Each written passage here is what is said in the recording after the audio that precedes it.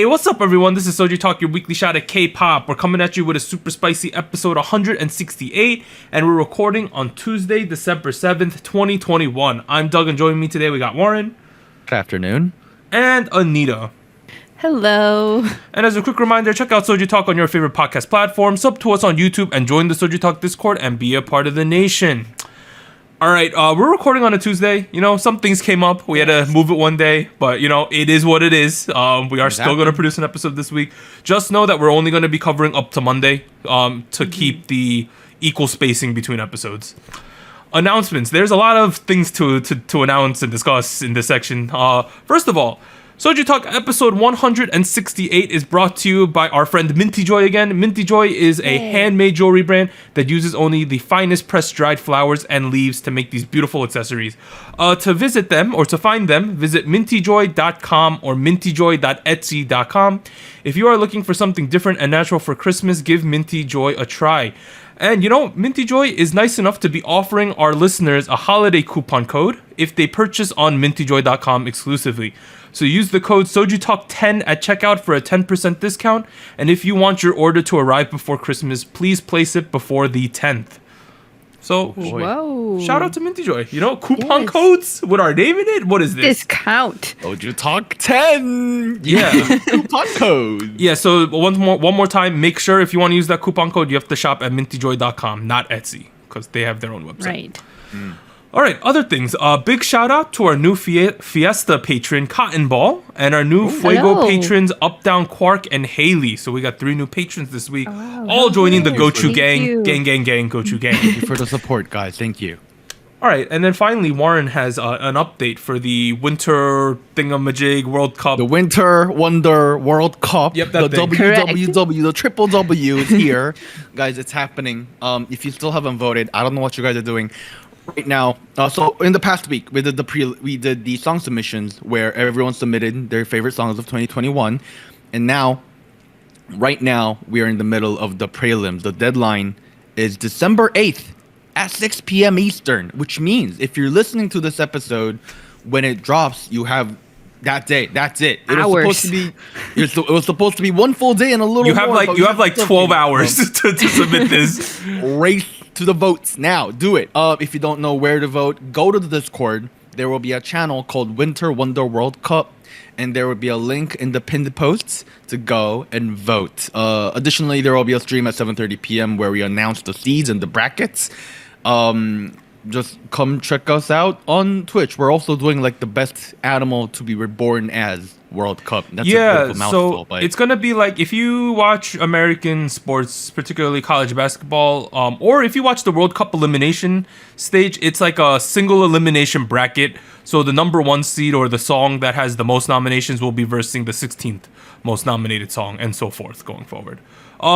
Here's a spicy spoiler, everyone. Ooh. Out of Stacy Stereotype, aespa Next Level, I Use Lilac, and BTS's Butter, one of those songs is not in the top 16 right now. Just wanted to tell you that. And one of them is barely hanging on to top 16. And those are 4 songs that the 3 of us thought would be like high up in that list, right? Yeah. Yeah, I mean, you know, these are big songs by big groups, so I thought we'd, you know, see them all in top 16, but... Yeah, so at least one of them is not top 16 at the moment, so...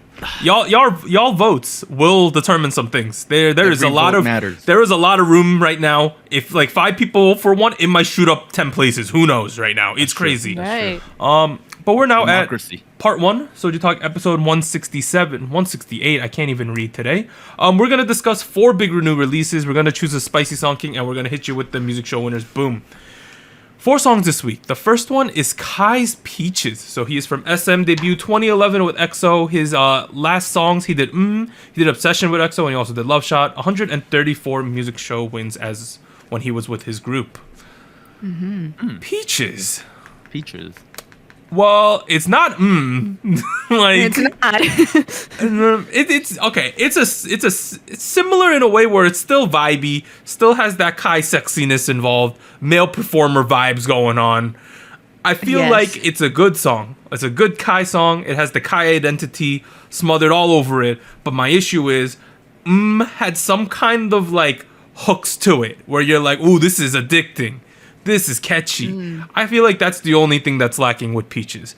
But they lost a little bit of the hooks, but they made up in aesthetics because this music video is aesthetic Beautiful. AF, you know? Yes. There was a lot of like hanbok inspired like modern wear. I guess like modernized Yes. hanbok wear. It was like, okay, this is how I described it. It was like almost like a caricature of traditional Korean wear. You know what I mean? Like a stylized Korean wear. And then the backgrounds sort of look like It's a Small World at Disney, the sets. I thought, you know exactly what I'm saying, right, Warren? Like, No, I know, yeah. that's what it looked like. Yeah. The thing was like the colors were like so on point, and like this is not something you hear often. The colors are on point. You know what I mean? Like the modernized hanbok thing that we saw. I don't know what you mean by caricature personally, but I think that was the wrong word there. I think that was the wrong word. Yeah. Okay, I don't know. It might just be my poor English, me struggling with my ESL over here. But the I don't know. Like for instance, like there was a point where he was wearing like a cotton version of a cot hat, which was like gray. I mean, like it's very Korean, it's very unique, and it's very modern all together at the same time. And that's not something we see too often in K-pop. So you know, like shout outs to him shouting out modernized traditional culture. Like that's that's always dope, you know. But I do agree with you. The song itself was a little it flowed really, really well. That's what I'll say, right? Like every portion of the song, the verses, the bridge, the build up into the chorus, everything flows really, really well and very, very nicely. It's, you know, it's like I'm like swimming in a river almost, you know, just like floating in like one of those like lazy what are those called? You know, like the Lazy River. lazy rivers. Yeah. It feels like I was in one of those, you know, like the vibe too feels very relaxing. Right, very dreamy. That's the right word, you know? And almost very, very minimalistic with this, you know, very minimal R&B trap kind of production. But I do agree with you. Maybe there wasn't a strong amount of oomph or like grabbing power. It did feel like the song kind of flowed on for about 3 or so minutes, and then it ended without leaving a very strong, memorable moment. And I don't think he was going for that anyways, you know. I don't think he was going for that anyways. So I think it was fine at the end of the day. Can't complain, you know. It was like one of those songs where like you look at it and you go, "This is nice. This is a good vibe. I like the vibe. I am now the vibe. I like the vibe. Thank you. Vibe good. Good vibe. Vibe No, good. that's literally how I feel. I'm like, oh, that was a nice vibe, and that was about Vibe. it. You know, Yeah. It just doesn't have like the sticking power of like an right. I think that's the fault. But at the same time, it's not trying hard to be a sticking power track I agree. either. Yeah, Right. yeah. Very easy. Right. It has a direction it wants to go in. It's going there. It drove there. It got to the destination safely. It was good, you know. Like that was a weird analogy. I don't know. How do you feel about this, Anita? Like, I mean, I very much agree with this. And I guess if I was comparing it to, right, his solo debut, I do agree that it's not as, I guess, memorable in that sense, where I feel like choreo, visual, and like song all came together to be very specific and very interesting. Whereas here, I thought like there were certain aspects where like I didn't think the choreo was necessarily that memorable. Like certain visuals I thought were very, very pretty, but I didn't think they were like as iconic. I would say, I don't know if that's the right term, but like when I remember when it came out, I thought, oh, this is very interesting because we're relating it to the lore of the EXO universe thing. And then there's like the choreo that got really popular, and then like there's a lot of like fan cams of the choreo and the backup dancers. You know, Noja came out of that too. So I feel like there's a lot of things that were working, and here it's not that they don't work. It's just that it doesn't seem to be as distinctive. But it's still really fun. I think my favorite part of the choreo comes with the interactions with the backup dancers. So there's a lot of, like Doug mentioned it, like very performative, almost like musical type of moves where he's like interacting with the backup dancers, the female backup dancers. And there's like this move where they're like going around him in a circle, right? And one of them passes him and he like grabs her hair. And it's very interesting. It's like very subtle, but it's like, oh, it makes the difference because otherwise it just seems like you're just doing the choreo. But interacting with the backup dancers made it more fun. So I don't know. There was parts that I liked, but yes, I feel like it doesn't quite hold up to like a comeback for a soloist. But it was, as you would say, literally hair grabbing. Oh my god. Nah. All right. No. No, that being said, like I think Kai's debut run, I mean not debut run, his soloist run has been a lot of fun so far, you know? Yeah. Like there's a lot of expectations because the EXO king of his solo run is Baekhyun clearly. And As a soloist, you know, Kai's holding up. I like the sexy Kai vibes we got going on. I think it's different because I think that Baekhyun he relies on his vocal talent a lot, and Kai's relying on his dance moves and his sexiness, I think, to hold it down as well. So it's two different flavors yeah. we're getting from them. The video does a lot to kind of extenuate that and emphasize his performances. I guess if I'm Kai and if I am SM Entertainment's art direction team, now looking at the successful debut of and then Peaches, which is a nice lead up, my next piece of assignment, homework, would be really focusing on what makes Kai unique in terms of the acoustics or audio-wise. Because while we have all these positive things to say about Peaches, if I am to say what is unique about Kai with this track, I think I'm lacking in that department a little bit. As an artist? As an artist, right. Why did this need to be a Kai solo debut? Right? Does that kind of make sense? Because there could be several different artists who also go after songs or the aesthetic of this track. And, you know, they could have, you know, given it their own take. Whether it be better or worse, I don't know. But at the same time, I'm looking at Peaches and I'm going, this is nice. This is fun. But I'm not sure why this had to be the one, why this had to be Kai, why this song had to be the comeback title track. You know what I mean? Okay. That I feel like we're a little missing. But even then, you know, the song was kind of unique in its own deal. Like there was a lot of like cool arps in the background or whatnot. Visually. Yeah, visually too. Visually, it was great. All right, let's move to the next song. Cignature with Boyfriend. They are from C9. They debuted 2020. Last 3 songs were Arty Song, Asa, and Nunu Nana Zero Music Show win so far. Before we even talk about the song, there is a Michigan Wolverine in this group now. Blue. Yo, Chloe. They added some girl. They got rid of some kids. They added some kids. Oh, yeah. Somehow. So switching. They added this girl named Chloe. I don't know what her Korean name is, but she apparently went to Michigan for 1 year before COVID happened, went back to Korea, auditioned for C9, got thrown in this group. What a crazy time for her. But there is a Michigan Wolverine now in a K-pop group.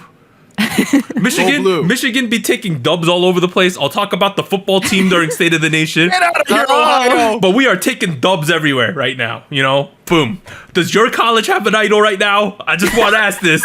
Just wanted to ask this, Ohio State. Do you have an idol in your group? What if they do? They might. know, Yo, if they do, that'd be kind of cool, though. But, like... Let us know. Let us know. All right, going back to the song. So Cignature has like 4 songs. I think those are there are 3 other title tracks are their only songs. But this is their best song, I think. Okay. My issue with Cignature, I wouldn't call them hyperpop, but they were doing some like hyperpop aspects to some of their previous songs that Warren liked. I remember he referenced them in his Billy review, right? As doing similar. Well, Nunu Nana in particular had a moment where I was like, I feel like this has been influenced by the hyperpop movement. Yeah. I wouldn't say it is hyperpop, but a lot of their previous songs have been kind of, for me, like a little bit all over the place, you know, in terms of energy. High like energy. sometimes they're crazy, sometimes it's a little bit too much. This one is a lot more relaxed, a lot more mature. Toned down, muted is the best way I think to describe the whole song and the package. The color tones are muted, the song is muted. Yeah. All of it is. That being said, I think the choreography is pretty bad. I don't think it matches up very well. But the rest of it I think is pretty good from Cignature. I was really surprised when I first listened to this song. And I know for a fact our Discord loves this song right now. Oh, They think this song is like a grade A banger. I wouldn't go that far, but I do think it is by far Cignature's best song. Man, I did not expect that. I feel like, given what I know about what you like, I thought you wouldn't like this because it's too relaxing or something. No, I think it's good. I think this song's very chill. good for them. Man, that's quite a twist. I'm not gonna lie. I don't know. I'm kind of having a good vibe as well. You know, like Yeah. it's a good moment. And if anything, I feel like the song does a really good job of relying on rhythms, especially throughout the verses and through the chorus, where like it's like everything is kind of monotone. Da da da da boyfriend. Yeah, and right. the verses are like right, and the verses are very very simple too. And it goes in like it really doubles down on like relying on simpleness and minimalism in terms of delivering a kind of tone. And I thought that was really cool because you end up with a situation where everything flows really well. Everything's muted, everything has a good vibe, but there's also a lot of dynamic emotions in there. There's a bit of a catchy chorus too. And you end up with a situation where it feels almost bedroom poppy. I wouldn't say it's bedroom pop. Oh yes, I see what you mean though. Right. The aesthetic Yeah. is there. We can't say it's bedroom pop because by definition, K-pop can't do bedroom pop. But this is as close to as it gets. And you know, I guess I agree with Doug in the aspect that this essentially feels like a soft reboot of Cignature, right? Mm-hmm. They tried Rebranding, you something. think though? I wouldn't say rebranding. I wouldn't say rebranding because I would say if they were rebranding, they would completely change their name and everything. But I feel like in a way they're taking what they had, flipping the coin a little bit, and then kind of showing off, hey, we can kind of do this too. You know, maybe you guys didn't like the stuff we had before. We used to be an Italian restaurant. Now we sell ramen, but they're both made of flour. You know what I mean? Like pasta, Yes. ramen. Yeah, they're both made of flour. You know. Let me make a correction. They're under J9, a subsidiary of C9. You know, same thing though. Oh, interesting though, because on the video it does open up as C9. Yeah, Right, so right. C9's trying to be the top company, but then they have a lower one. Because I think CIX is the C9 one, and they're trying to make Cignature Right. under their like girl sub label. I think. Interesting. Yeah. Yeah. I don't know why they had to do that, but Yeah, business is I business. feel like C9's not big enough to do that. Just say it. But Yeah. this is a good song, though. This is a good song. Yeah. I mean, I was gonna say I definitely agree that this is interesting coming from them, knowing their previous songs and the energy level.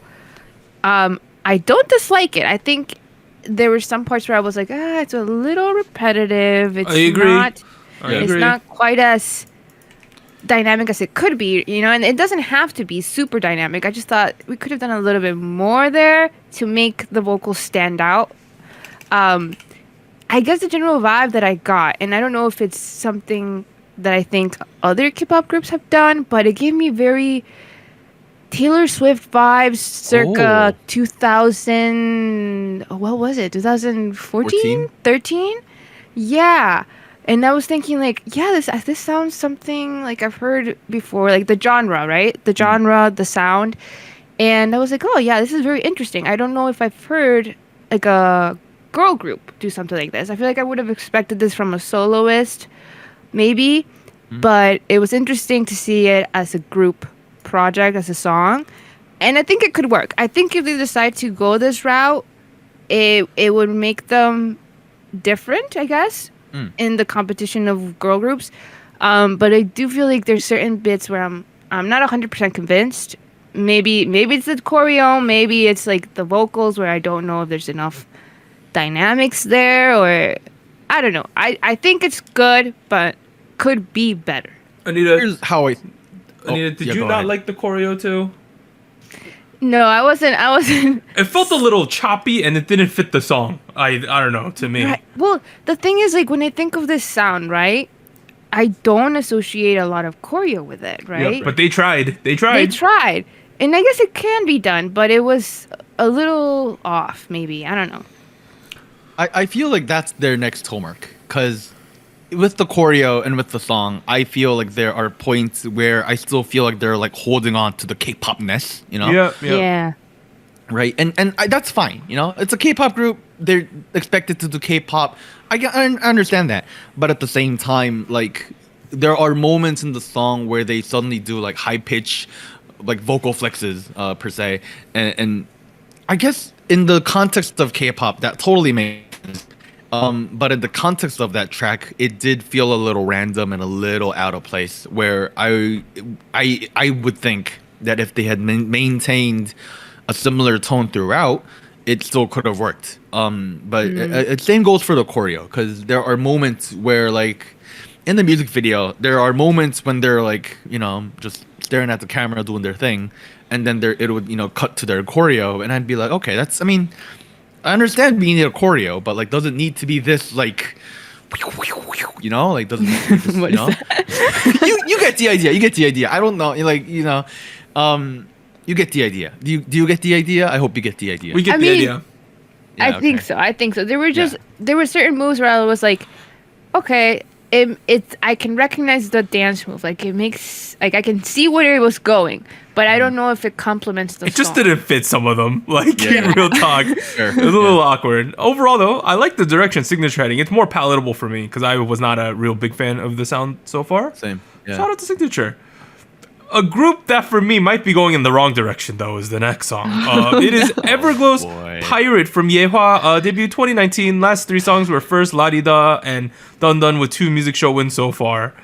This is something, right? Like, this is one divisive comeback, right? I'm a pirate. Yeah, I'm a pirate. Yeah. So, pirate. Okay, let's talk about that part. That pirate breakdown is very close to the Zero Attitude Eyes One track. Zero. Zero. Really? Zero. That's not how that part went, but ATTIDUE. But like, I think those breakdowns were sort of similar. So regardless of that, I that's just something I've been pointing out, but I don't think it's exactly the same. This is like, we still in the club, but I think the club's been closed for a while, but they still partying out here. They are. So they went from like Dun Dun, which was kind of, they went from Dun Dun, which was kind of like bombastic, people like that. They did La Di Da, which was sort of that retro thing that people were really into. Then in First, they were like, all right, we're dropping a club banger, right? And we're like, all right, what a switch up here. But then really like we went even deeper into the club. We went to basement level 2 of the club now, where it's dank. No. It's dank now. Where it's a rave. It's dark in here. Fire hazards all over the place. You were a little lost. We're a little drunk at this point. This is where we're at now, right? Like, there's no actual pirate ships or anything. There's space pirates, it seems, right, in this music video. Yeah, apparently space theme. I don't know. I kind of. I like the aesthetic. I like the aesthetic. Too. I like the aesthetic. The song, though, oh my goodness, was all like crazy, dude. Here, let's talk about the positive aspects first, right? Like, we don't want to get 5 billion hate comments on this YouTube video. Okay. Here's the thing: the moment when Shihan was like standing in her like black dress, that's like all sci-fi retro punk-esque, and she's like on top of like the ship or something, and she's like waving around the flag. That moment was dope. I was like, man, I want a full movie of this. Okay, here's the thing. Chinese money, please. Yes, I want more, please. You start with Mia in the chair with that ridiculous eyepiece on, right? And the second they had that shot, I'm like, oh boy, we're in for something. Like, that just set the tone, right? The thumbnail they chose for the music video was the stupid eye patch. The eye thing, right? Yeah, and I was like, cool? Really? When I saw that thumbnail and I was gonna click the music, I was like, oh god, what are we watching, right? Like, that's how I felt. And like, okay, here's the thing. It's a fun song. I think it's a lot of fun. I think it leans into like, there are some K-pop songs that are not like, this is not peak K-pop culture. You know what I mean? But at the same time, you could have a fun song. I think this is an enjoyable song. I think it's fun. I just think a lot of these parts are really dated, kind of a mess at times, and all over the place. Yes. I agree with that part. You gonna continue, Anita? Or? Yeah. Actually, I was gonna say the first bit of the chorus in particular is what sounds the most dated to me in a little bit, and it reminds me of this other song that is completely unrelated to K-pop. It's called "Satisfaction" by Benny Biasi. Oh my god! Yes, push me and then just touch me until I can get. It's that song because there's a certain part where there's like a techno like I don't know. Is it a drop? I don't know what it is, but it's like the whole instrumental, right? And it's that part where it's like very, very clubby, very techno, and I feel like it makes sense because it's like if you like that vibe, like you can get hyped to it maybe, but that song came out in 2011, and I feel like it's a little dated. You know, in The Matrix, they have that rave sequence in the movies where they're in the cave having the party. This is the song they be playing in the cave in Zion, in the Zion caves, man. This is the song that we be playing, dude. Oh man, I agree with you guys, and it's to a point where I wish that it was satirical. Oh no, I do too. Yeah, like the degree of EDM clubness they go to with this track would have been dumb for 2012. But you know, it's 9 years after 2012, and here's the thing: the biggest reason it sounds like one of those dated club bangers is I attribute it to two things. Is first the lyrics, girls all over the world, you know, like that thing first of all, and then the second thing, you have the bass in the entire track, which is like boom boom boom boom boom boom boom boom. That thing, if you listen to it, you'll know what I'm talking about. There's like the Pitbull bass. That's what I call it.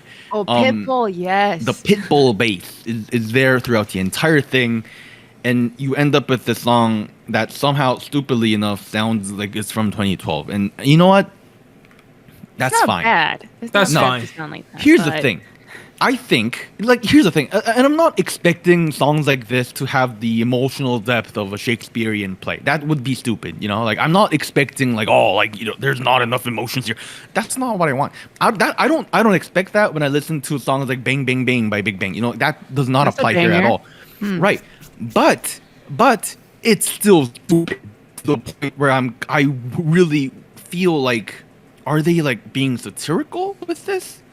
Because it feels like something a YouTuber would make in order to make fun of artists like Pitbull, you know? Okay. That's fine. Not really. No, this is not fine. Especially because Everglow, I feel like, has had one of the best, strongest discographies for a while. The last couple tracks may not have been my favorite. I'll be honest there. But Bonbon Chocolat still is one of my favorite K-pop. Bonbon Chocolat, Dun Dun, and Taladi Da is 3 really good tracks in a row. Right. And it would be one thing if the production keeps getting worse. But it's difficult to believe that it's the same group that did the rap for Bonbon Chocolat and the same rap for this group, because the rap making and the vocal production. Okay, here. No, I agree. We praised the Own the Rap section in first. I remember. Yeah. You said that she came up really like well. that one. It is not very good in this one. The verses they gave her in this one. Shivery Timbers. Yeah. My goodness. it feels like we have regressed a little bit, and I feel awful because I have really genuinely liked a lot of their stuff in the past, and this is the stuff we end up with. I don't know. I was streaming this last week. Yeah. We did a live stream party with this track. Oh yeah. And the IVE EP. And I genuinely did not make it through the entire music video, because at a point I was like this is not an efficient way for us to spend our time. That being said, if I can find some moments of positivity in this track, I do feel like for the genre it goes after, it has a strong beginning, besides the lyrics. It has a strong beginning in terms of the hypeness. Right. And they do a really, really good job of maintaining the hype level until they get to the on the rap verse. That entire 1 minute 40 sequence works really, really well. The pacing is awesome. The dynamics are really, really there. But everything we've discussed up until this point really takes away from that experience, in my personal opinion. To the point, by the point where you get to the final bridge, they introduce a lot of new elements. The latter half. Yeah. Right, the latter half suddenly goes half tempo, you get the idea, and it does a whole Red Velvet Monster thing, and that should have been a breather kind of moment, but it feels so random, and to the point where I'm like, why did that happen? I'm a little annoyed. This is kind of boring. Yeah, I don't know.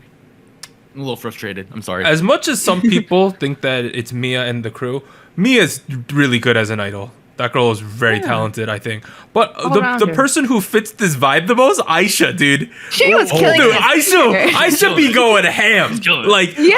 I think Aisha's the best part of this entire comeback. Is She sold Aisha? it to me.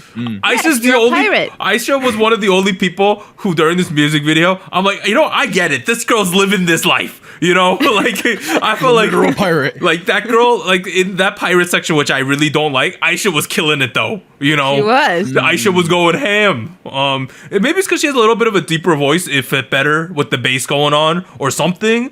But something with her and doing the breakdown really worked. And whenever it was someone else, I was like, it ain't Aisha. Like that's how it made me feel. My favorite thing about this comeback was Aisha, to be honest. Like, Yeah. She killed it. and I don't really have a bias in this group. It might be Aisha all of a sudden. I don't know. Right now. It is Aisha. I thought your bias was Iran this entire time. It was like Mia for a while. It was probably Aisha now. Dang. Yeah, overall, I think that I think a lot of people either really like this song because this fits up the rally or really dislike it. I've seen very few people just in the middle about this one. I think it's a very divisive song. Everyone's entitled to like it, dislike it. The crew though, we're not the biggest fans of this one, to be honest. If you do like it, don't let us ruin the song for you. No, 'cause- no. It can be a banger. You have your dank rave in the caves. That's that you do you. We'll be chilling on the first floor, sipping some martinis, y'all. Like damn.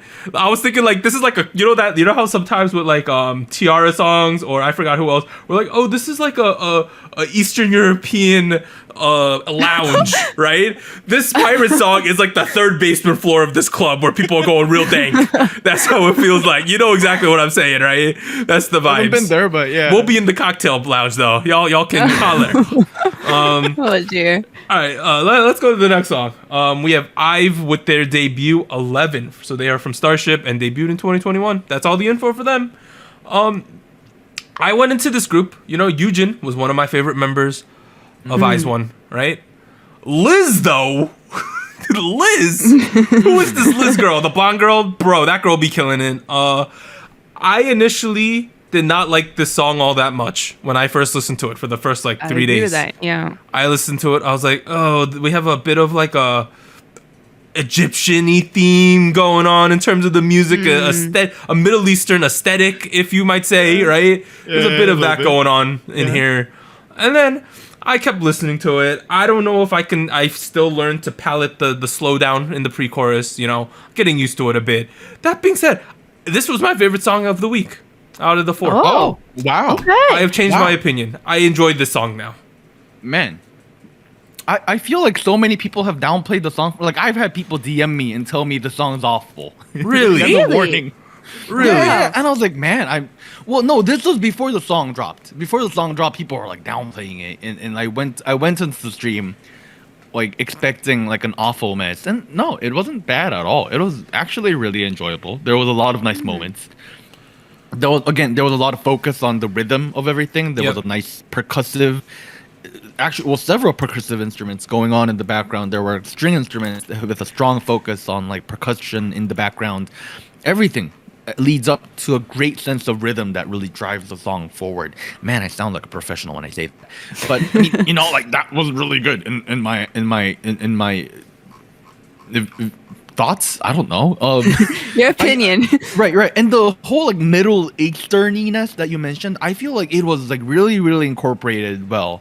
Like it wasn't awkward. It didn't feel forced. There was moments.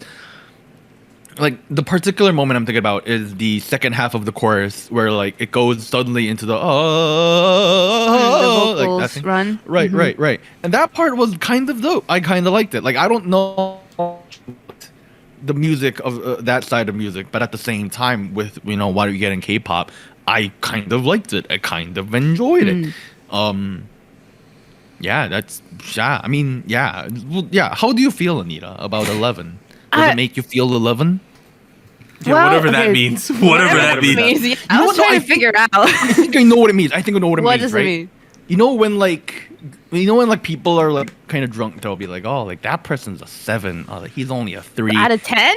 They're in 11. Right. But now they're like, I'm feeling 11 because of you, buddy. You know. But they count to No, 7. that's clearly what it means. Like, it's like, oh, Bae's so nice to me. She makes me feel like a little 11, even though real talk, I'm like a 4. You know, that's really what it. I thought that was clear. That's what they were going for. I guess maybe I thought there was room for other interpretation. Okay. Well, the other interpretation is look at the lyrics go, look at me, 1, 2, 3, 4, 5, 6, 7. You make me feel like 11. So this is a clear PPL, an advertisement from our favorite convenience store brand, 7-Eleven. Right. Go buy your hot dogs that have been sitting out for 5 days. If 7-Eleven Asia marketing has some like folds in their brains, they hook this up real quick. You know, it would just make sense for them to do the advertisement. 7-Eleven. It would work, K-pop I guess. Brought to you by You make me feel 7-Eleven. Right? They could. Hey, they do could put it. One Young and Yujin's face on that crap. Some people would be hype, right? Like, come on. Yeah. I did want to mention though, going back to the song, I was listening to it and same as Doug, I wasn't feeling it at first, and I guess I didn't think it was like super amazing. Like I thought, like as a debut, you also try to do like a lot sometimes, but I feel like this was very controlled in a way. Like it felt very elegant and professional. I think those are the words that I would use to describe this, which is interesting coming from a debut group who's pretty young. Like they're still really young. There's a 2007 in this group. Oh my Exactly. god. Like, Oh they're my really, really young. god. But they're going with this very like I don't want to 14. say mature, but like very elegant, very professional concept. And I think it worked. I didn't think it was odd, to be honest. I thought like they did a good mix of still being youthful in a way, but in a very elegant way, if that makes sense. The only thing that maybe is keeping me from like really getting into the group or distinguishing them even more is their vocals, because I think while they're very good singers, I've confused their tones. Like I can't tell who's singing each part very well, and that's not a bad thing because I guess it makes harmonizing and like singing all together easier, right? Because there's not a lot of like differences between them, but it made me appreciate Yujin's voice way more. Yujin stands out the most. She stands out vocally because it's a little bit deeper, especially in like the verses. That's where I got lost a little bit, where I was like, who's singing this? And maybe it's also because I don't know the members very well, but I did feel like vocally is not a whole lot of variety. So maybe it would change a little bit once they start doing more stuff and expand their discography. But I did feel like, it's kind of a little difficult there. But it's not bad. I think it's a very, very nice debut. And I guess a lot better than I was expecting, because I wasn't sure where they were going to go with this. On that note too, right? Like I do feel like the track did a really decent job of like balancing everybody in the group. And I feel like a lot of people have different opinions on that, but I do feel like if you look at where Wakey Makey and Akubudan were with their debuts, you know, right. Yeah. I feel like at the very least, I'm familiar with the faces of most of these people. Right, where, screen like, time. Yeah. Right. If I go back to like vocally, I don't feel like they were distinct. I agree with you that, but visually, I feel like everyone was kind of showcased really well, which is easier to do when you're managing 6 people rather than whatever number they were at, which was like upper like 9s or 8s or something, I forget. But like even going back to like what I Don't Like Your Girlfriend, I'm looking at the lyric distribution again, and like it begins with pretty much almost just Yoojung and Doyeon throughout the entire first verse. With that in mind, I remember like watching the video and I was like, who is that girl with the really big eyes? I would like to see more of the girl with the really big eyes. Right? Yeah. Yeah. And like here, I feel like, okay, there's that one blonde girl. There's that one girl who's really, really young. A lot of Liz. Right.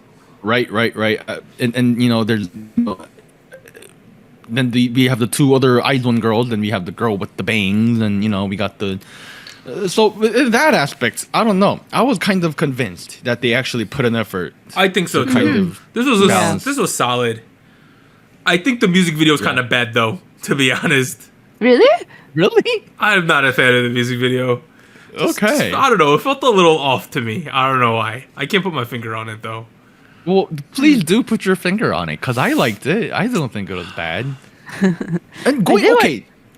Felt low Yeah, budget. go ahead.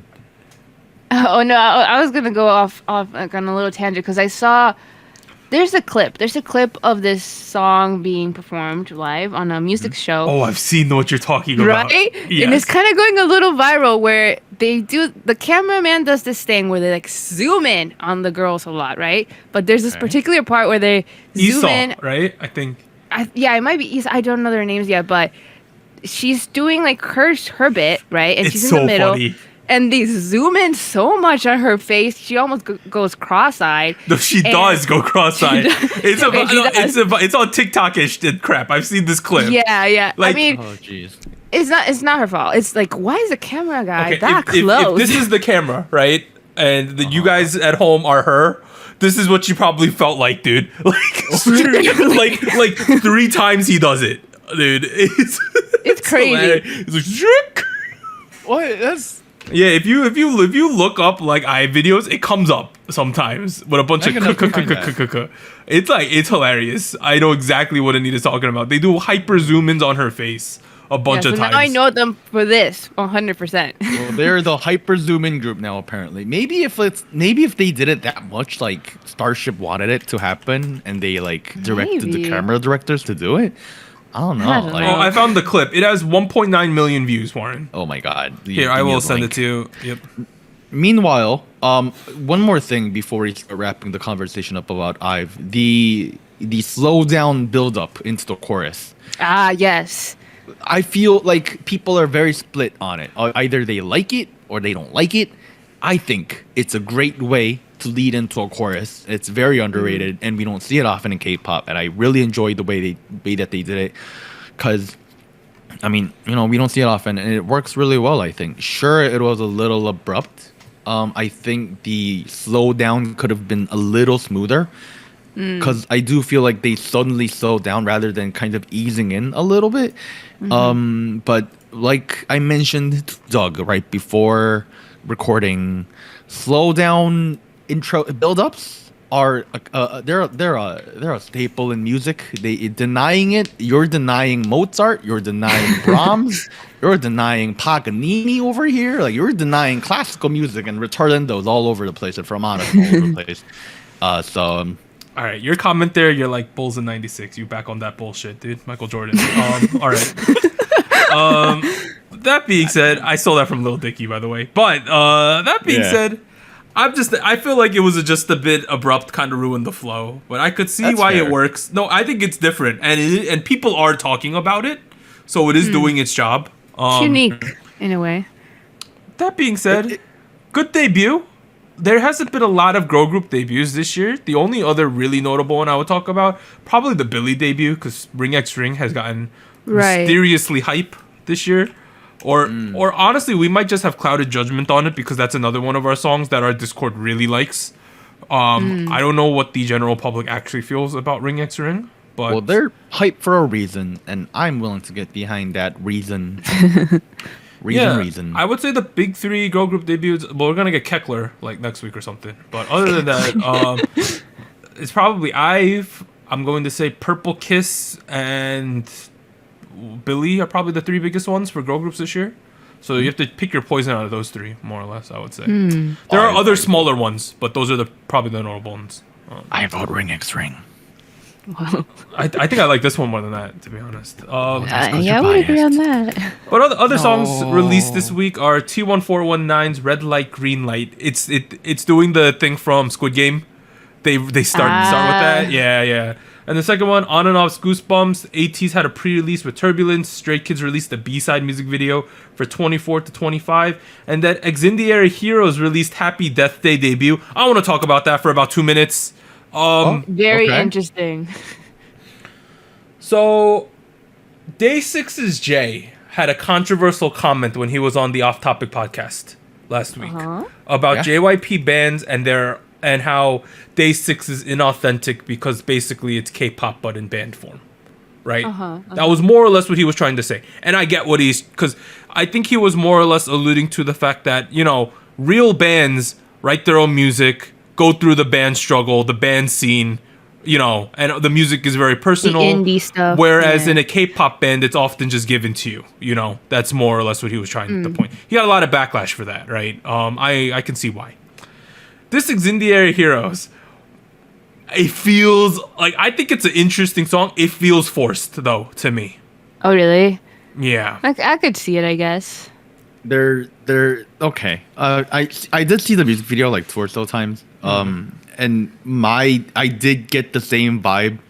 And this happens especially when you have a genre of music that's all about rebelling against the mainstream, right? Yeah. Because K-pop in itself roots in the mainstream culture so much Yeah. that right, when you have people of that context saying that, you know, they're rebelling against the mainstream this much, or, you know, if they show the attitude of that much, it feels a little weird because that doesn't make sense in our heads, you know.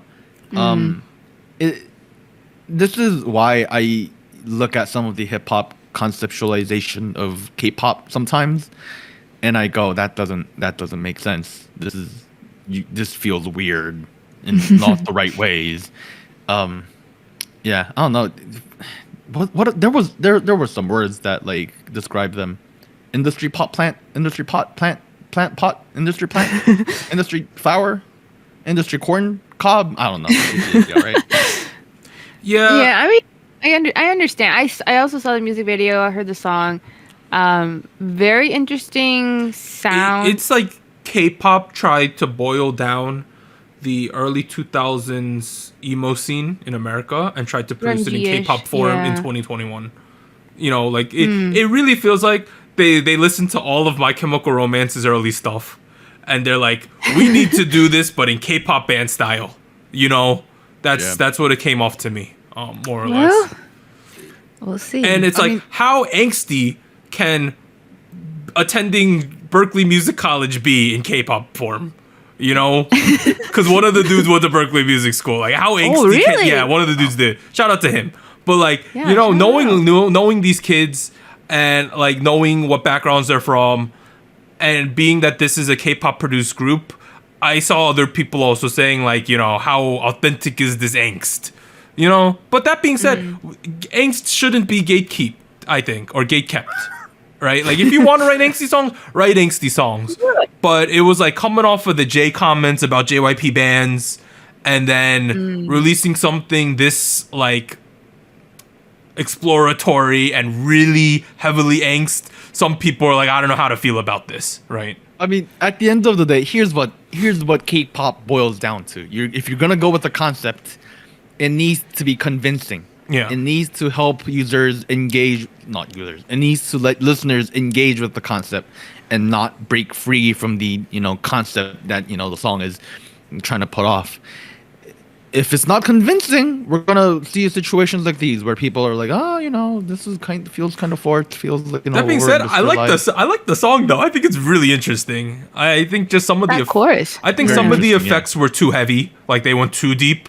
Like when the guy did the robot voice thing in the beginning, I was like, all right, dude. Oh, yeah, It's yeah, a yeah. little far. But overall, I don't know. People are talking about it. So let us know what you think about Incendiary Heroes Happy Death Day, because it is another divisive track, I would say. I think it's extraordinary. Oh, Extraordinary? Heroes? Right, instead of ordinary. Oh. Short for extraordinary, but Okay, extraordinary. Extraordinary. Okay.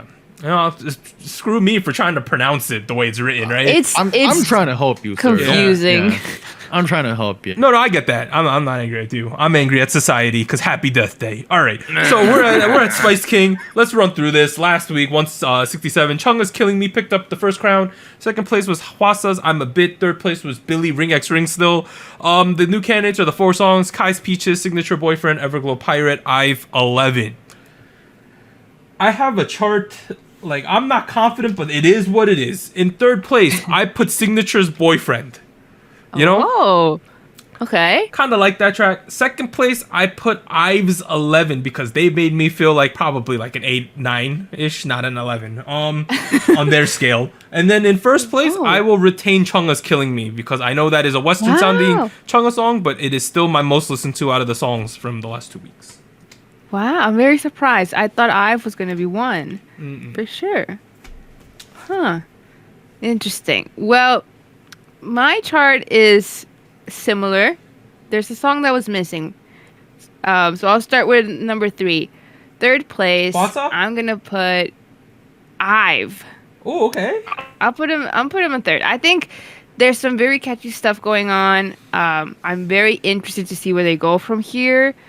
I definitely feel like the members are very memorable, and they're doing a good job of not showing or not focusing too much on the produced people, because I feel like that can be a thing that That could happens be a trap. It's post-produced. a trap. It's a trap, but they're not falling for it, so it's commendable for that. Second place, I'm gonna put Kai. Peaches. Okay. Yeah, I've been watching a lot of the live performances. I feel like it's really fun. It's not like the iconic Kai song, but I don't think it has to be at this point. Also, shout out to the stylist or whoever decided that Kai was just gonna have like just natural down hair. Like, it doesn't look that styled at all. He looks like he's still debuting in 2012. Like, he looks literally like he was in 2012. So that's reminiscing right there. He's young boy. Yeah, and young boy. number 1 spot, I have Chungha as well. Killing Wow. Me. Dang. I like that song. It's Yeah. good. You know, Killing Me by Chungha, I agree, is also a really, really good song. It's not on your chart. It's on second place. I said I liked it, Anita. What's wrong with you? I said I liked it. What Okay, are Chungus. Okay, Chungus. Jeez. Oh my god. I'm a Wolverine. Go blue, y'all. I'm putting Cignature on first. Wow. Okay. First. Wow, First. okay. And it is 100% only because she is a Wolverine, and you. No, I'm just kidding. Look, I think that's is pretty unique direction for K-pop to go in. I really hope that they would double down in the direction that they have so far, and keep going forward. Maybe tone down the K-popiness a little bit, because I still feel like they can maintain their K-pop roots without having to have the aesthetic show off in the music video or in the song itself. Great song. Sometimes I felt like they weren't really good at singing, and I liked that. I liked all of that. Oh, you like that? Right, because I feel like that was very tone appropriate over here. That means on third, I have Peaches by Kai. It's still a pretty solid track. I did say it's more of a vibe than a oomph. Like a bounce. You know what I'm trying to say. I didn't mean to say oof. It wasn't an oof at all. It was a very interesting track. It was maybe a little forgettable, but still at the same time, I like this aesthetic of music. So what you gonna do? Thanks. I'm very subjectively biased. What you gonna do? All right. The Gochu Gang. Gang. In first place, they have Cignature's Boyfriend with 28 points. Let's go. In second place, they had Chungha with 22 points. Wow. Let's And go. Wow. in third place, they had Pirate, Everglow's Pirate with 20 points. Let's go, Pirate. Shout out go, to guys. shout out to Yocab and Dell and one other person for putting it in first place. Shout out to them. Amen. They're at the rave. That is not a shaming. Y'all are at the rave though. No, yeah. Y'all at the rave. Man. Yeah. I mean, I don't hate it. Honestly, I don't hate the song. It's just like very interesting progression that Everglow is going through, like as far as sound. And this is a more clubby, retro, I guess, sound. Yeah, For so as a result, first place, picking up the second crown is Chungha's Killing Me. In contention go, for Hollis Chungha. Spice next week. Second place with 11 points is Cignature's Boyfriend. And there is a tie for third place. No more tiebreakers. So third place is going to IVE's 11 and Kai's Peaches. So that is the Soju chart for this week. Wow. Next week, though, there's a lot of stuff. Wonwi, the Songmino, those tracks are already released. There's Rose's Woo Song. you have Minji, you have Moonbyul, and then the Kepler debut's kind of in flux right now because of a COVID thing, but Oh no. that's supposed to be sort of soon too, I think. Forgot exactly which date, but it was supposed to happen soon. Yeah. All right. Let's end the first part of episode 168. We'll be back after a short break. Wait, what am I doing? Show winners. Show winners.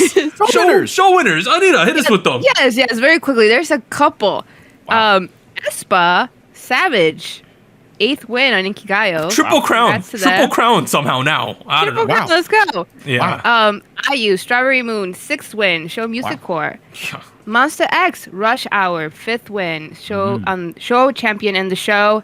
And then SF9 with Trauma, they had their first win on Music Bank. None of these winners are expected, in my opinion. Like, I don't know. What is this list? All right, now we're going to end part 1 of Soju Talk episode 168. Yes. Yo, it's a long part 1, 55 minutes. We'll be back after a short break. 3, 2, 1.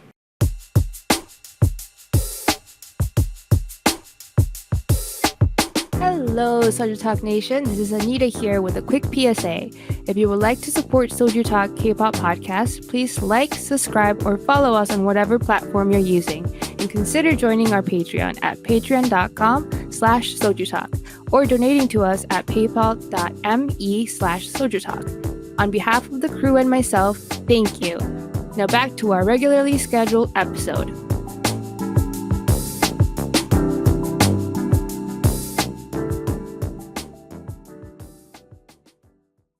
We are back at it with part 2 of Soju Talk episode 168. I had Warren out of frame. Now he's in frame. We're going to discuss recent K-pop news and events and give you the state of the nation. Not that much news and events. I think mostly people are waiting for these end of the year shows that will eventually happen. But in terms of that, winners of the Melon Music Awards 2021. So on December 4th, the Melon Music Awards 2021, also known as MMA 2021, took place to award artists based on Melon's user data, votes, expert scores, and more. We're just going to go through the winners. They had 4 Daesangs this year. Artist of the Year Daesang went to IU. Album of the Year Daesang went to Lilac by IU. Song of the Year Daesang went to Butter from BTS. And then Record of the Year, I'm not exactly sure what that means. It's a Daesang, but it went to aespa, and it said in parentheses produced by Isuman. Okay. KME back a couple weeks ago let me know that Record of the Year in the context of the Grammys refers to like singles, EPs, and whatnot. That being said, aespa's not a single or a EP. They're a girl group. aespa doesn't feel like a record, but hey, some level of recognition, right? That's pretty for cool. them to get a Daesang in year 2 is kind of significant, though. Yeah. It's wild. Kind of crazy. Let's start with Artist of the Year though, right? Because I feel like I'm not too surprised. I feel like IU had a really strong year. I feel like there's no supreme Artist of the Year Daesang winner this year. I think the past couple years it's like it's BTS's, right? Was the consensus. Like they gonna get it. Right. I don't think that's the case this year, to be honest. Well, looking back in this year in general, with BTS in mind, this year did feel more like a break year. Yeah. Yeah. And they focused a lot more on like actually getting the concerts back on. And the Western side of things, right? The global popularity, not the K-pop side. If you look makes sense. If you look at what IU did during this year with the release of Lilac as well as their other releases, I think I'm not too surprised. I'm very happy for her. Great 10th year anniversary gift. Yeah, and I really can't see you giving it to I feel like Artist of the Year comes down to BTS, IU, aespa. One of the 3. Makes sense. Right? I think that makes the most sense to me. Album of the Year went to Lilac by IU. Makes sense. BTS did not have a full out-length album this year, so IU's is probably the most prominent after that. So it makes sense there, right? Yeah. And I've listened to a fair amount of full-length albums this year in terms of K-pop, and Lilac by far was one of the best albums of the year. It was really, really well made and well built. Like it's hands down a great album. Like gotta give respect to where it's due. All right, Song of the Year Daesang went to BTS's Butter. Makes sense to me. I think that was a very big track from a very big artist. very popular in the US. Boom. Artist of the Year Day Song, or Record of the Year Day Song, went to aespa, produced by Isuman. I feel like they just needed to give aespa a Day Song in some form, so they gave them this one for their crazy year. I get it, right? Yeah. They had a crazy year. No, they did. Like, you gotta give them the recognition because they That did. popularity. Yeah. All right, next were some of the smaller awards. So top 10 artist Bonsang went to IU, Im Young-un, BTS, Haze, Lowboy, Akmu, Imujin, Ash Island, NCT Dream, aespa. Okay. Huh. What a interesting list. lineup of people. Yeah. I'm like pleasantly surprised for a couple of these people. Like Im Young-un, I think arguably had a weaker year than he did the year before. Yep. But The Trot King, he's still yeah. right. Still Trot King, still going hard. Well, Trot Prince, according to my mother's friend. So Prince. Trot Prince, apparently, everyone. That's really dope. Haze, I feel like Haze It's has a that little one random. song that I like more than everyone else, but no one Well, listened yeah. to it, right? Like the Happening song. That was like one of my favorite songs of the year, but no one else listened to it, I right? mean, no, she had a good song, but at the same time, the amount of impact she had compared to other people here, I think was a little weak. Ash Island had a really strong impact with the song Melody. Lil Boy, riding off of his success on Show Me the Money, had a great Right. impact as well. Akmu, with their EP release, they've been really. I feel like their EP was very experimental to a certain degree, but they turned it Right. around. It really made it general public friendly. And that really kind of paid out. I think it was a great year for them as well. Same for Limujin, right? Traffic Light. Yeah. That was so popular. Right. So that is like song of the year material too. NCT Dream, I thought was the best NCT crew this year for sure. Oh yeah, easily. Ash Island. Yeah. Do you Do feel you like Ash Island? I don't think I've listened to any Ash Island this year, to be honest. Do you know who he is? I know who he is, but I've not listened to it. It's an eclectic list this year. Going on, best group male BTS, best group female aespa. Makes sense to me. Makes sense to me. Yeah. I don't think there's any Savage. controversy there. Best solo male, Im Young-un. Best soloist female, IU. IU makes sense here 100%. I think she had the strongest year out of any of the female soloists. Male soloist, the other people you could potentially give it to here is maybe like a Kai or a Taemin or a Key potentially. But if they're gonna play it safe and based on like streaming data, Im Young-un probably makes sense based on No. what Korea's actually listening to. Given the lineup of the other artists here, it would have been either Lim Young-un, Lee Moo-jin, or Lil Boy. Those three, period. Yeah, Yeah. For what the general public in Korea is actually listening to, right? Right. It feels like MMA paid a lot of attention to the general public connectivity as well. So Yep. And then best new artist of the year. So you do not necessarily have to be a traditional rookie. It's just new-ish person. So best artist of the year, best new art. I can't even read this. New artist of the year male. Imujin, new artist of the year female. aespa completely makes sense Makes based on sense the as numbers well. we saw. makes sense. So big winners BTS, big winners aespa, picking up awards all over the place. Congrats. Yeah, congrats to all the Wild winners. winners. All right, Anita, hit us with some HYBE news. Yeah, some more BTS news. So BTS has announced a concert in Seoul for March 2022. Oh, March 2022, the year. So additionally, yeah, no, the additional part's not really related to this, Anita. But Oh, okay. big concert in Seoul, March 2022. BTS. They had that concert at SoFi. I know that there were some like safety issues with that concert. and Ew, yeah. It was a bit of a mess. But the concert in Seoul normally is what strikes off a big world tour that ends in Seoul, right? So people are like, they're doing it in March. They might start to announce other world dates after that, right? So that's what people are sort of expecting. In terms of BTS traveling around, though, Anita, here's what the next part. Yes. So it turns out, additionally, with the new implemented regulations in Korea, BTS is expected to not be attending Mama 2021 as travelers coming from other countries are obligated to quarantine for 10 days regardless of their vaccinated status. So BTS not going to be there. So I don't know how confirmed this is, but it sort of makes sense based on the regulations. Mama and CJ must be so pissed, though, because I'm sure they had a 20-minute stage prepared, as they normally do, right? Things have changed, though. Things are a little different now with COVID Yep. moving a little Omicron, rapidly. So Yeah. Yeah, it is what it is. I think it's better to be safe than sorry on this kind of stuff. Maybe, like, so I'm imagining there are seven different rooms for the 7 different BTS members. Can they like stream some? Can they do like a V Live-esque concert from their like phone? That might happen. Yeah, like. Oh yeah, Mama confirmed they're not attending. Yeah. Yeah. Okay. Well. I mean, it's the safe thing to do.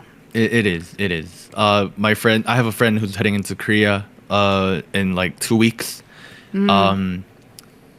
She is very sad that suddenly she has to quarantine for most of her visit there. She's gonna sit in a hotel for 10 days. Yeah, and she's only there for like a little over 2 weeks. So yeah. Oh God. But things are things.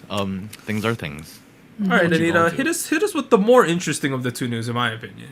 Yes, so Adore has announced the first Adore Global Audition. So this was that subsidiary from IVE that we mentioned earlier. And the auditions will be running from December 1st through January 10th.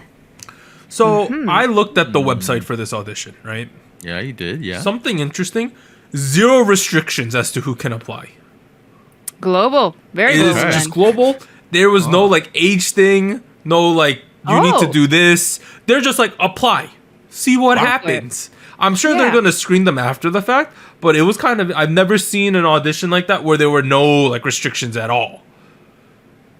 Interesting. I wonder what is the general Like who knows? outlook for this group then? Like, Yeah. we know it's a girl group, I think. Yeah, But it's you a know, girl they group. might also be recruiting dudes. They might be like recruiting more than just idols. We don't know what Adore is doing. Producers maybe? Right. Producers. I feel like if they're gathering everybody, they want like talents from every kind of side of creative aspect. Yeah, so it's an interesting move. They're just like, we want talented people. I'm wondering now, like knowing that this subsidiary is being established fairly recently, right?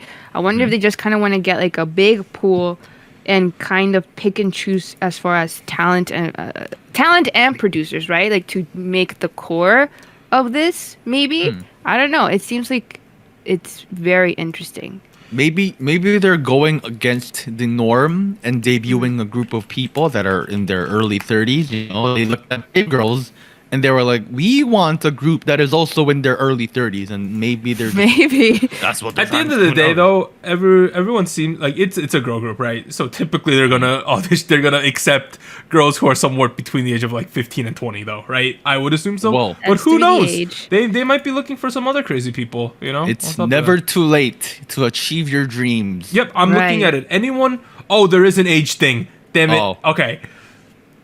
Anyone the age born thing? between of 2002 and 2010, regardless of gender or nationality, can apply. So that is some very light restrictions. So just guess so. age then. Just age. I don't know. Makes sense. I'm really excited for that group. The weird thing is, Hybe or Source refuses to talk about their new group at all. Right? Like Right. they haven't even acknowledged it might be happening. So I don't know. Are they just trying to like keep it under wraps, let people talk, let the hype? Well, here's Add what you up. can find. Here's what we know, right? Because all of these auditions that they're having, I'm noticing a pattern. It's that they're all global this, global that. Yeah. We're in the next 5 or 6 years, in the next generation of K-pop, the multinationality of these groups is gonna be wild. It ain't gonna I be think so, just too. your typical, right? It ain't gonna be your typical 5 Koreans, 1 Chinese, 1 Japanese dude. Nah, we're gonna start seeing like 1 Argentinian dude. We're gonna see 1 Are we? dude from Portugal. I hope so. I don't know. I think that'd be pretty cool. We'll see. We'll see if it actually we'll becomes see. global. Lastly, Warren, hit us with some Twice news. Yo, Once is over here. Yo, Twice fan over here. Got some news for y'all because Twice has announced their ticketing date for the fourth World Tour 3 in North Okay, America. It's a how little stupid confusing. is that? Twice has their 4th World Tour 3. What is that? Who knows? what is the 3 doing there? Yeah. Maybe the three because the tickets go sale on Friday, December 10th at 3 p.m. Yeah, so there's 5 dates for this. Right, LA. yeah. Let me look up the venues too. I could list those too real quick. The 5 dates are LA February 16th, Oakland in February 18th, Fort Worth in February 22nd, Atlanta in February 24th, and Belmont Park February 26th. Yeah, so it is the Forum in LA, which is a big arena. Oakland Arena in Oakland, Dickies Arena in Fort Worth, State Farm Arena in Georgia, and then the UBS Arena in Long Island, which is it's brand new. It opened in the last month. Oh, wow. In Long Island, and it's where the Islanders are now playing. So it's like a It's brand kinda new far place. from- It's kind of far. Like you take the LIRR from Penn Station to go to it. It's more or less what I've been told. Okay. It's actually not bad for you, Warren, because we No. already disclosed that you live somewhere near close to there, but you're moving. Well, yeah, I live kind of near here. I'm going to move from here in a couple So it's weeks. not that so. bad. But for someone like me, I got to take a train to Penn Station, then we got to take another train to Long Island. We're the crew, me and Warren are still debating if we're gonna buy tickets. We got like 3 days to decide. We'll let you know what happens. Ooh. There's always something with a scalp and a selling things after the fact. Wait, what? All right, we may need some Christmas money. We have to generate some. But other news: Oh, dear. former CLC member Soren has signed an artist contract with Wild. Elris will be transferring management from Hunis Entertainment to IOK Company starting December 1st. IOK Company is home to artists like former G-Friend member Sowon and former Nice. Secret member Jun Hyo Song. So they are looking to take in a girl group, it seems. Additionally, Kepler will be joining Universe on December 10th, and Nature joined Bubble on December 2nd. So finally, reps of Kepler said a staff was found positive for COVID-19. It no. seems that they're going to delay the debut. So that one was for December 14th. So that would have been not today, a week from today. So the following Tuesday. But I'm pretty sure they're delaying it now, and that kind of sucks for them. That sucks. Announced big comebacks. Ailey x Wien, December 11th. Minji, 21's Minji, December 12th. Billy's releasing a holiday track on the 14th. Can we get some angsty Christmas going on? Creepy Christmas. Yeah, Kim Jae-hwan, December 27th. And then Moonbyul is having her title track in January, but pre-releases on December 13th and the 30th. Wow, what a run. That's a lot. All right, we're at State of the Nation. I guess I'll talk about some things. Michigan football, Oh, We slayed the demon that was Ohio State 2 weeks ago. This weekend, we won the Big Ten championship, first time since 2004 versus Iowa. We smashed them. We are now in the national semifinals. There's only 4 teams left in the country. Alabama Years? 1, Michigan 2, Georgia 3, Cincinnati somehow got 4th. It means that we are versing Georgia on New Year's Eve on the 31st. New Year's. Yeah. And then if we win that game, we're going to verse the winner. We're probably going to verse Alabama on my birthday, January 10th. Dang. Wait. This is pretty big. That being said, since I went to Michigan, we've been kind of trash the entire time. Like the first time we're really good. Yeah. I'm really excited. I don't know. What is it like to win, right? What is that? What is it like to beat Ohio State? Since I attended Michigan in 2010, we've only beaten Ohio State 2 times. Yes. Wow. I think once while I was in my years after joining college. Yeah. Except for this time. Yeah. Yeah, so the 2 times, 2014 Oh, yeah. and then this year. Yeah, that's about it. Hey, I don't know, cautiously optimistic. We're pretty good at the football. This time, yeah. Other things, Amazon, all of their web services are down right now. Oh, I can't play New World though today. It feels kind of bad. Additionally, Hey, welcome to reality. like other things are just weirdly like you don't realize how many things are connected. I was like, oh, I'll go play Minecraft instead, right? Microsoft Store doesn't work today, for some reason. It can't re-download the client to play Minecraft with the lads because SojuTalk Minecraft Realm is back up. Can't do that. Yeah. I don't know, kind of weird.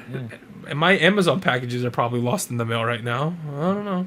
AWS, y'all. It's a people think of Amazon and they think Well, are you lagging too? Are you on AWS, Warren? Hello, probably, apparently. Yeah. Goodness, Amazon, get your poop together. Yeah, when people like think of Amazon, they honestly think of packages and the whole e-commerce side of things. Their cloud computing is like, it's like problematically large and like monopolistic. I don't know. I don't do stuff in the back end, so I wouldn't really know. But all I'm gonna say is Amazon's presence in the tech world is a little too big, if you ask me. Yeah, it's still down. Yeah. Poo poo pee pee. I would not want to work in Seattle right now. Imagine one of the developers like scurrying around. They're already overworked, and you know now they're like going to be working all night. Trying to fix whatever the F is going on with their servers. Good luck, AWS people. You're not going to be listening to this because you're too busy trying to fix whatever's wrong with the server. But I think. What'd you do, Anita? How's your life been? How's your life, Anita? Well, I haven't been too affected by this, but Oh, you think? I've been reading a bit of webtoons, keeping up with the. I've picked up a little too much. I've been reading like a lot, and I picked up another one. This one recently dropped. It's called Our Beloved Summer. Wow. And I'm reading it on the Webtoon app. I don't know if it's available anywhere else, but it just got released on Webtoon, and it's from the same author as a Webtoon that I read a couple years ago that I kind of didn't finish. It's called Spirit Fingers. That's the English title. I don't know if that was the Korean title as well. Very, very, very, very nice story. I liked Spirit Fingers. It revolved around an art club, a drawing club. And it was really, really cute. I didn't finish it because I got up to the point where there were no more translations of the work. And I couldn't wait, and then I lost track of it. But it is completed, and this new one is, I guess it's kind of around the same thing of like more of a rom-com. I don't know if there's a lot of comedy in this, but more comedy or romance in school. I think it's a high school scenario there. Very, very nice. I like their artwork. I think it's very distinguishable. What's the title again, Anita? Our Beloved Summer. Our Beloved Summer. That's the English title. I don't know what the Korean one is. The author is Han Anita? Kyungchal. There you go. 경찰? Yeah. 경찰 means police, Anita. I So don't you're know. telling me the cops wrote this? The cops? The I don't popo? think so. I don't think so. I think that's their name. That's what I saw on the info for the author. But yeah, Anita, check I'm it looking out. at the advertisement promo art for this. Yeah. This is just romance, Anita. It's just romance. I just read the first episode. I don't know. Romance is dope. Yeah, it's definitely gonna be. Like I said, it's just started being aired or released on the Webtoon app. So there's only like an episode out or an episode or two out. So I didn't quite get a chance to really get into the plot of the story, but it is a little more mellow, I would say, in comparison to Spirit Fingers. Spirit Fingers was a lot more goofy, a lot more comedy for sure. But I don't know. I decided to check it out just because I knew the author. So I'm gonna keep with it for a little bit, see how it goes. You know how like they make dramas out of webtoons? This is the other way around. The webtoon is based on the drama called Our Beloved Summer, apparently. Oh, I didn't know this. Well, so if you want to be spoiled, go watch Our Beloved Summer, now streaming on Netflix, starring the main dude from Parasite. Hey, and the girl from Itaewon Class, Oh wow. Kim Oh, Dabi. wait, Kim no, Dummy. I have seen the teasers for that drama. Oh, I didn't know they were the same thing. Well, is he gonna go parasite off of another rich family or the girl's family? so. Who knows? Find out next episode of Our Beloved Summer. Thank you for joining Netflix. Goodbye. That is a lie. This is where I begin. Sorry, what? I was what's just gonna up? ask if Anita's been playing Animal Crossing. I have. I have been playing Animal Crossing. it started snowing in my island. It's very cute. All the villagers have like knit hats. It's very, very cute. It's nice. I'm still doing like a trial of the subscription, the only subscription I've ever had. I don't like subscribing to things, but I'll do it for Molly and the island. Hey, Molly. Hey, Molly. Molly. Yeah. All right, Warren. That's been it. What have you been up to? I saw Dune. Have you guys seen Dune? Oh, you did? Did you like it? I've read a lot about it. Well, I can't speak until I know if you guys have seen it or not, because I don't know what level of spoilers to keep this at. Have you guys seen it? I haven't seen it. I know what happens, though. Yeah, Okay. I feel like the plot is pretty well known because the novels have been out for a while. But Okay. I was very curious as to how it was reinterpreted this time around. Well, I haven't seen them. I haven't read the novels. I attempted to when I was in high school, and because I was going through a phase of thick books. I'm smart. Look at me, AP English over here. Sadly, it was actually too difficult for me to read, and I didn't read. Not that it was difficult. I just lost interest because I'm not really a big reader. But now that it's in a visual format for my poo-poo brain for it be able to consume, I saw it last weekend. Been watching a lot of movies recently, but hey, I don't know. I don't know what everyone else has been saying. I don't know if they're positive about it. I don't know if Positive. they're It's negative been about it. positive. Positive? Yep. I kind of liked it. It did kind of feel like it kind of built up throughout the entire movie and then ended abruptly.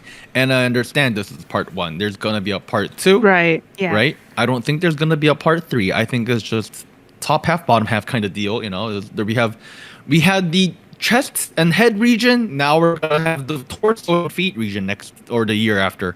So looking forward to that, because even though the movie felt like it was just building up to something the entire time, right up until the ending, still had a fun time. Visually, though, man, it was stunning. Yeah. I've Visually, heard it. it was Yeah. great. Yeah, man. Like, I'm looking at the thing and I'm like, wow, this thing is beautiful. Now, here's the thing. Without like going into the details, in case you care about spoilers at this point, a lot happens while the main character is sleeping. Like, the biggest turn of events is like a whole bunch of people getting murdered while the main character's family is asleep, and then like all the bad guys come in and they do like all their bad guy stuff, And I'm thinking, like, this is literally the year 10,000 something, like 10,700 or something. I don't know. We're like Future. right, centuries into the future, They have crazy technology for like self-defense and all that, and they still gotta sleep. You know what I mean? Like, here's my takeaway. Like, why are we still sleeping in the year 10,000? Like, come on. Like, if technology has fixed something, maybe we only have to sleep for like 10 minutes instead of like full 8 hours. We like go to the Tesla charging port, right? Right. Wait, I mean, at that point, are you like cyborg though? Yeah, I'm Yeah. assuming in the year 10,000 we're part computer by that point. Anita, I've begun that process by getting my 3rd vaccine shot. Like, Yeah. we're already on the Right. way there. Yeah. See, my hands have a little charging port, and I can just wirelessly charge, wherever I go. And I felt like that was a little weird. Not really. I just thought it was kind of stupid. But at the same time, it's a sci-fi movie, and I kind of liked it. There was a lot of cool battle sequences. A lot of the characters were very, very nice. I don't know. I don't think I have anything like in-depth and crazy to say, except why do they still have to sleep? I don't know. Do you guys plan on watching it? I was debating about it because I know the basis of the plot for the books, and I know that there was a previous attempt to make it into a movie in the I don't know what decade Apparently it it was awful. Yeah, it didn't Yeah. do too great. And this time around, they were just trying to like really hash out the concept of it, right? Like the Right. technology, outer space, all of that. And from the trailers, from the visuals, it looks really, really cool. Yeah. I don't the plot in itself, without getting too much into it, is very divisive, I guess. Because the main character is not really a hero per se. Like, he's not like a great guy, and he's not meant to be portrayed as a great guy. So I find it very interesting, and I did think about watching it, but I heard about that 2-part thing, and how like first part is not like it's doing a lot of setup for the second half. I don't know exactly what, but I guess maybe it's still visually really great. It's worth it. Speaking of visuals, I have one more thing, right? Like the Hakonen, the bald people, Yeah. the hairless dudes. Again, this is the year 10,000. We still haven't figured out how to grow hair on people that are bald. You know, like Priorities, I guess. Wait, no, like seriously. I also, once you're done talking about Dune, you should talk about the Pokemon playthrough that you've started. Oh yeah, well, okay. Well, I said I think all I need to say about Dune. It was cool. It was a cool time. Pokemon. So after we did the listening party last week, I live streamed Pokemon. Because I thought it might be cool too. And it pretty much was. Although we ended up just talking about random crap the entire time. But we began with. We like somehow, I don't know why. What'd you name your character? Right, we ended up naming our character Ikarina. Or sorry, Winter was it? No, Ikarina. No, because she kind of looked like Karina. That's why. I was looking at the character again after the stream was over, and I was like, this does not look like she just had dark hair, so we called her Ikarina. And now all of our Pokemons are like SM related. Like Winter. Our rival is like Suman Pirinim. We have we have a Piplup named Winter. Yeah. You're creating the Kwangya. You're creating the verse. Well, the stream was called defeating Black Mamba in There you K-pop, go. in Pokemon. And then like right before the first badge, we ended up like wasting time in the cave trying to find an Onyx, and we caught we spent so much effort trying to catch that Onyx, just so we can have something of a Black Mamba in the party. So we have a Black Mamba in the party. That's Black Mamba. Yeah, I mean, we caught Black Mamba, so that's where the plot ends. Yeah, That's it. No, I'll stream again at some point in the future. But at the end of the day, I did that, and then I was like looking back at some of the stream archives we did in a while, and you know, I feel like we shine a lot better when we do stuff that's other stuff. Personally speaking, like the listening parties were fun. The World Cups were fun. I realized we haven't done a World Cup in so long, and they were they were just great chances for me to be, you know, very, very serious about whatever we're talking about. Serious? No, yeah, 100% serious. I don't know why you would doubt that, Anita. I find it very disrespectful of you to say that I'm being not serious about my content. We're content creators, Anita. I am very serious about creating serious, high quality content 24/7. That's all I think about. I'm just like K-pop all day. Which is why the next World Cup is best animal to be reborn as. Yay. Yeah, so that's originally I planned on doing Pokemon afterwards, but that's what we're gonna do instead. What's your favorite animal, Anita? My favorite animal? Yeah, just pick one.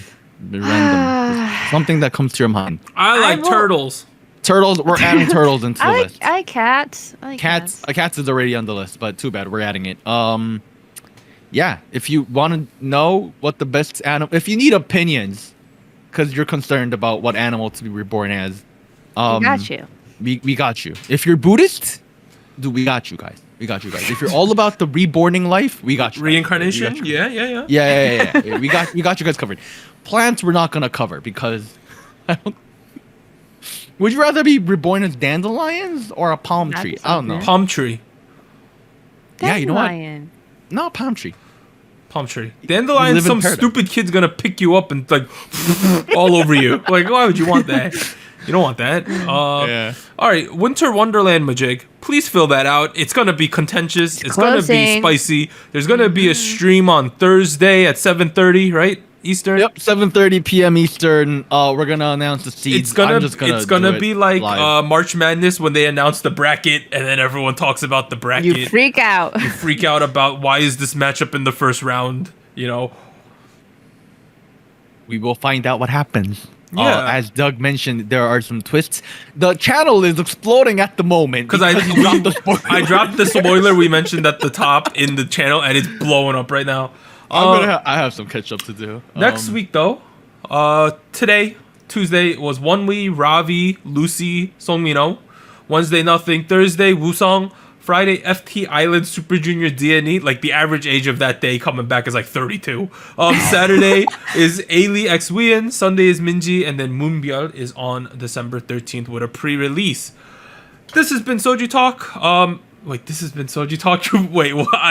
This has been Netflix. Welcome to this our... has been Soju Talk, your weekly chat of K-pop. I'm Doug. I'd like to thank Warren and Anita for joining me this week. It's been a fun week. A lot of big releases. We'll see you guys next time. Bye, everyone. Fill out your Winter Bye. Wonderland. Shop at Minty Joy. Bye. Yes, bye.